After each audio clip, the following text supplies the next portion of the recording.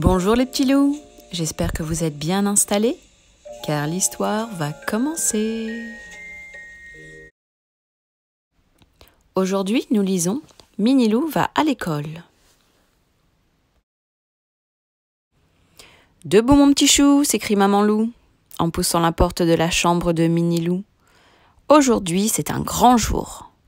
Pour la première fois de sa vie, Minilou va aller à l'école. Mais Minilou n'est pas heureux du tout. « J'ai trop peur !» pleurniche-t-il. « Beaucoup trop peur. »« Peur ? Quelle drôle d'idée !»« Et pourquoi donc ?» demande maman loup étonnée. Tremblant des pattes jusqu'aux oreilles, Minilou répète alors à sa maman ce que lui a raconté son ami Minipic.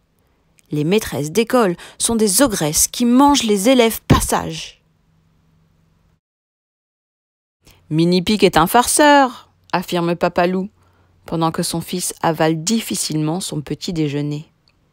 C'est en allant à l'école qu'on devient un homme, pas autrement. Mais Minilou se demande si son père ne dit pas ça seulement pour le rassurer. Et maman Loup elle-même commence à s'inquiéter. « Assez parlé, en route !» s'écrie soudain Papa Loup. Pauvre Minilou, il aimerait mieux être un ver de terre ou même un horrible scarabée qu'un petit loup obligé d'aller à l'école. Maman Loup a le cœur patraque. Papa Loup se fâche et Minilou, en larmes, se demande si c'est vraiment si important que ça de devenir un homme. Devant l'école, c'est encore pire. Dès qu'il aperçoit la maîtresse en haut des marches, Minilou bondit au sommet d'un sapin. « Descends de là immédiatement !» crie Papa Loup. « Je ne veux pas me faire dévorer !» gémit Minilou. Finalement, pour ne pas être puni, Minilou obéit à son père. La maîtresse s'appelle Madame Biglu. Elle a de grands yeux et parle très doucement. À part Minilou, personne ne semble avoir peur d'elle. Ils ne savent pas que c'est une ogresse, pense Minilou, qui s'est installée tout au fond de la classe et essaie comme il peut de se cacher derrière son bureau. Mais à côté de lui, voilà qu'Anicet fait des siennes.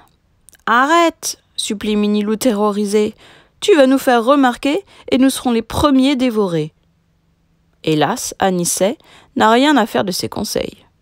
Bien au contraire. « Et hop, un peu de verre sur le nez, dit-il. C'est fou, comme ça embellit les petits loups d'avoir le nez vert. Et un cochon bleu ciel, tu veux voir comment c'est ?» s'écrie brusquement Minilou qui oublie complètement l'école, la maîtresse et tout.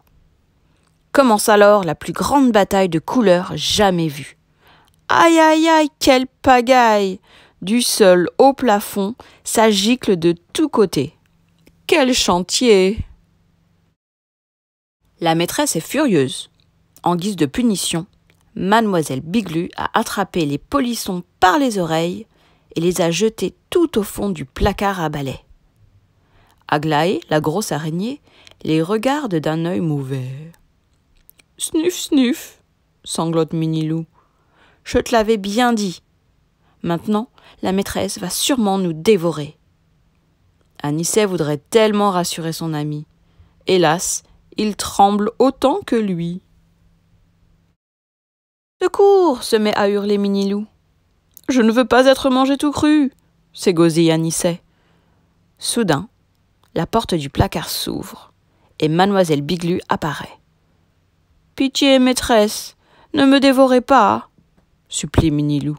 « Je vous promets d'être sage comme une image. »« Je ne suis rien qu'un cochon mauvais plein de graisse !» gémit Anicet. « Quel vacarme !»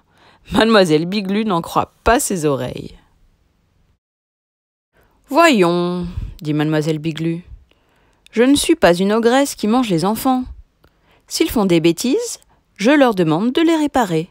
Un point, c'est tout. » Quel soulagement! Anicet et Minilou ont presque envie de crier de joie. Ils nettoient, frottent et récurent, le cœur léger. Quand la cloche sonne la fin de l'école, la salle est de nouveau toute propre et toute belle. Ouf! Quelle journée! J'espère que cette histoire t'a plu. Et si tu veux retrouver Minilou dans d'autres aventures, abonne-toi à ma chaîne. Au revoir!